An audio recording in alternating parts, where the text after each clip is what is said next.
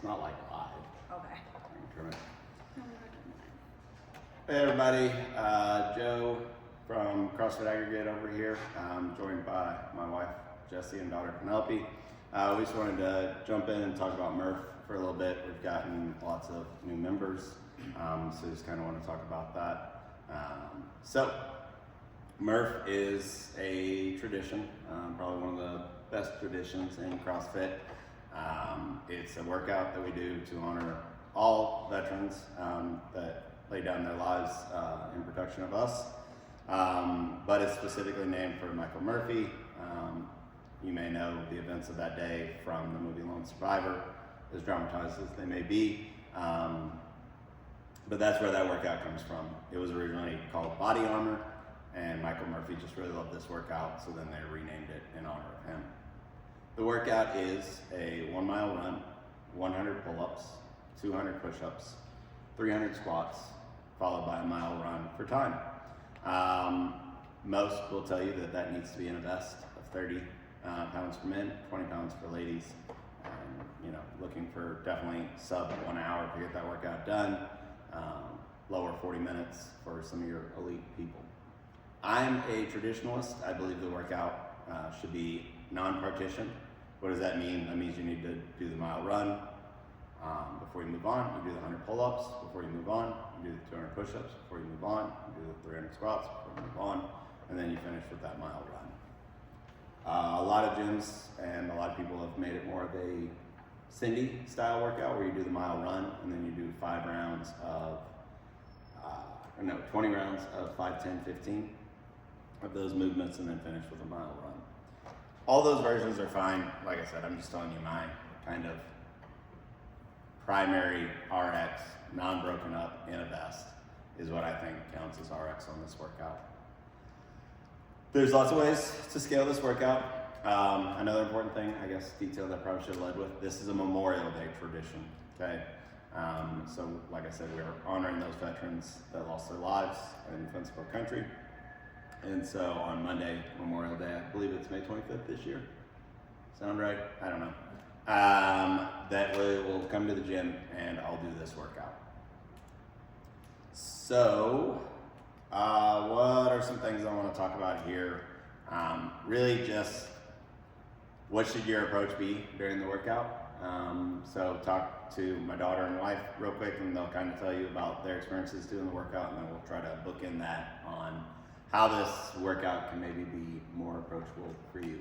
So who wants to go first? I will. So I usually do a half Murph,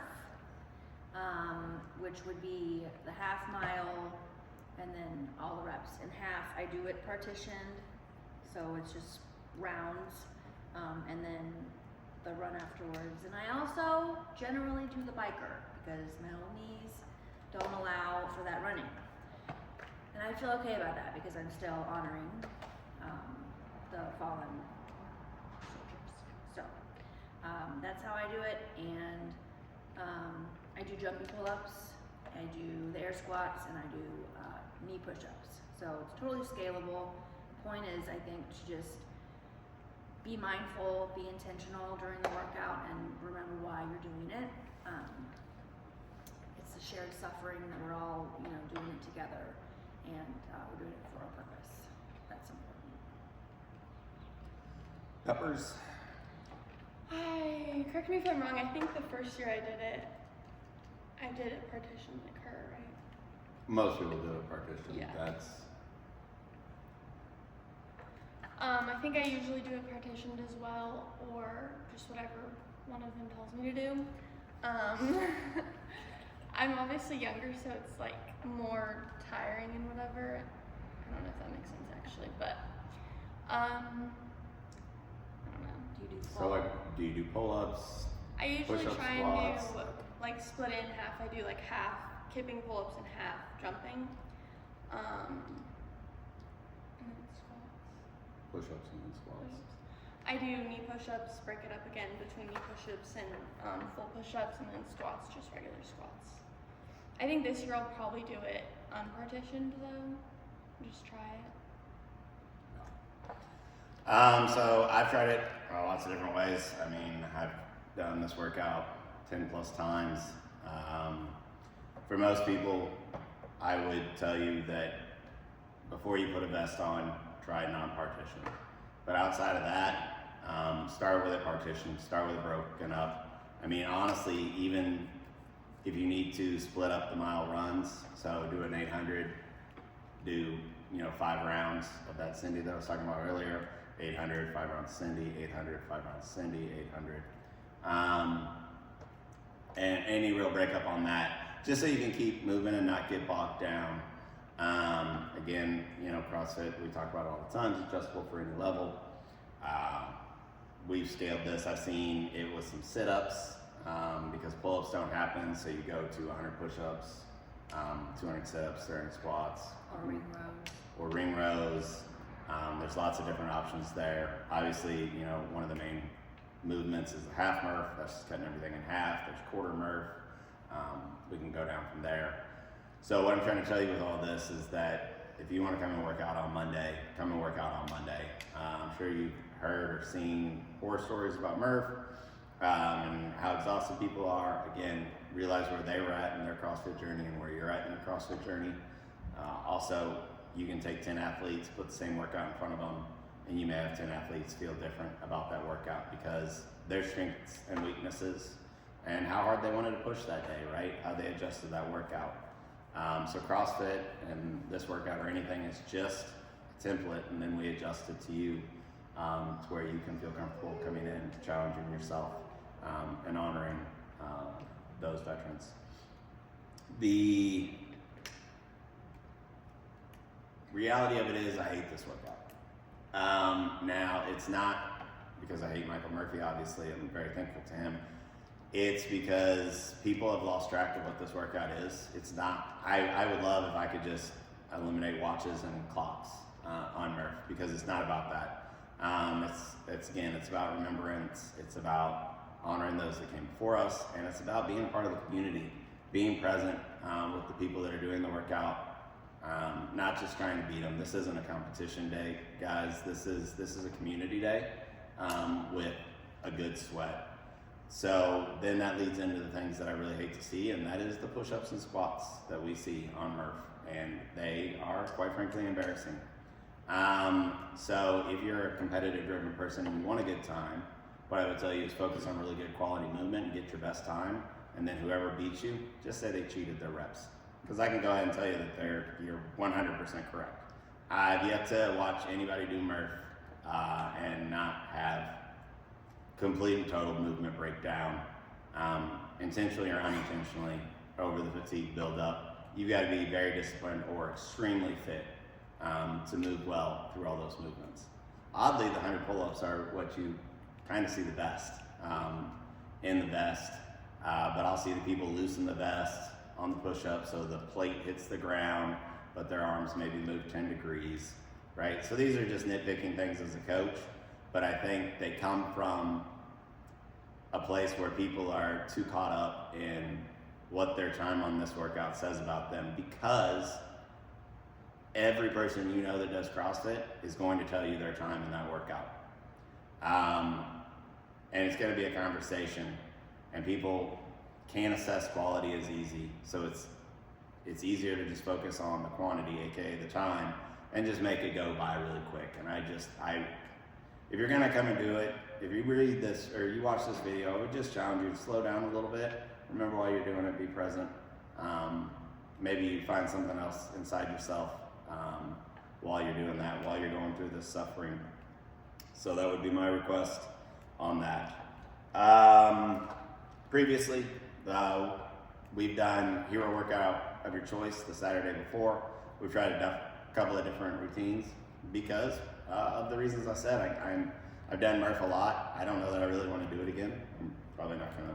I probably will once I get recovered from the obvious shoulder issue I have. But short of that, it's not really on my bucket list to do again. But we've kind of stopped that because I think, one, that's just too intense of workouts back to back. And I think it kind of then spreads our community and attendance then. And I really want this to be a big community day.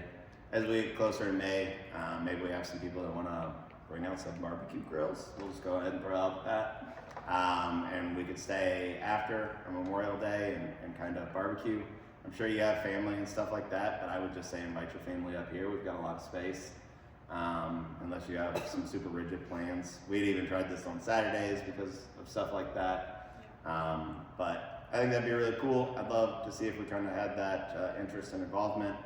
I would say we'll stay in tune with the weather and see what the weather does, but I err on starting a little bit earlier than we have in the past, just because what I've seen with our kind of heats, and whether it's the time of day or whether it's the fact that it's the end of the day, those back heats are really not many people. We've kind of lost the magic, and because most people want to do this workout with a group. So we may only go with kind of 2 heats with like some big cap sizes, maybe like 40 or 50 people in one of those heats. Unless everybody does it unpartitioned, which that won't happen. There'll be plenty of room for the pull-ups and all that stuff, so that's not really a worry for us in getting that in.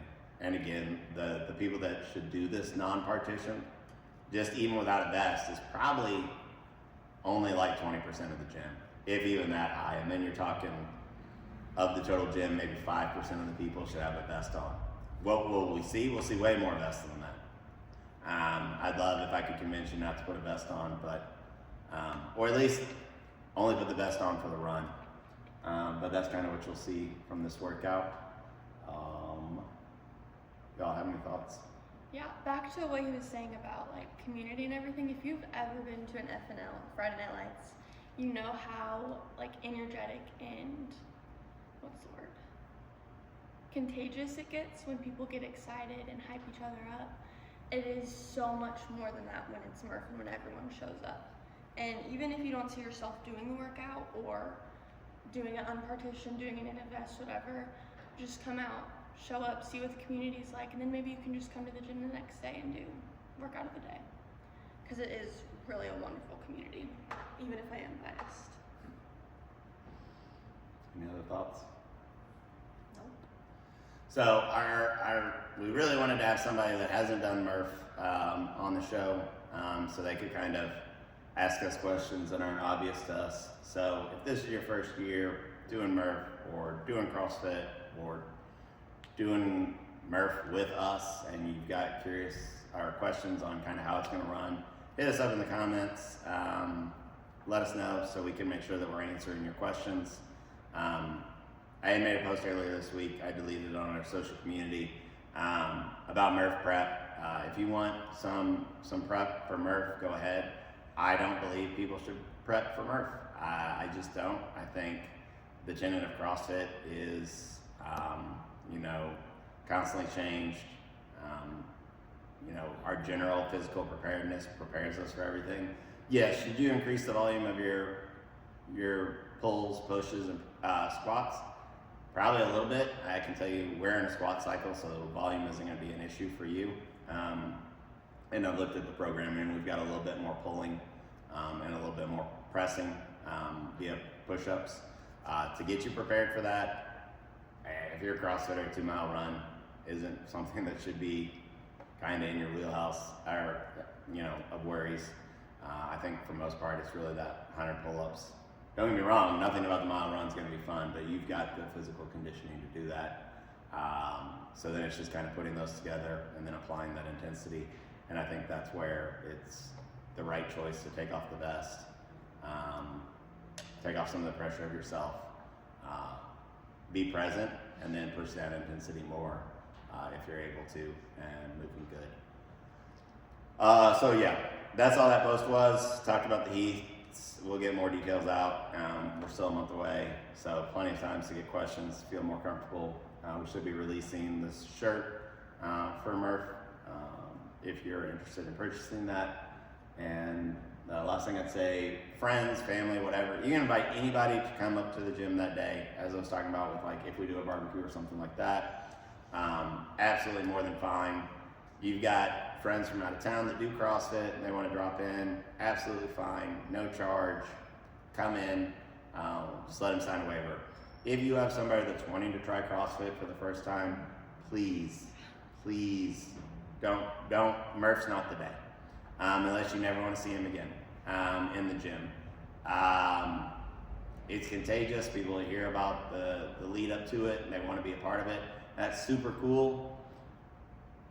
And Not a good first workout. it's not a good first workout. And if they're just determined to come in, please start helping me tell them that they're going to need to do that workout very, very adjusted. We have let people try it before. RX, as some gyms consider it. We've never seen them again. It just doesn't work out well. So please try to keep that in mind. But again, friends from other gyms, if some of their heats don't work at their gym, or they're full, or they just want to come out here as a chance to hang out with some people that they don't ever get to work out with. Again, more the merrier. We have all the space. We're happy to have people come in and hang out. And this is a community workout. It's open for anyone. And hope to see you there. Hope you have a good time. But more importantly, hope your movement quality is awesome. Thanks.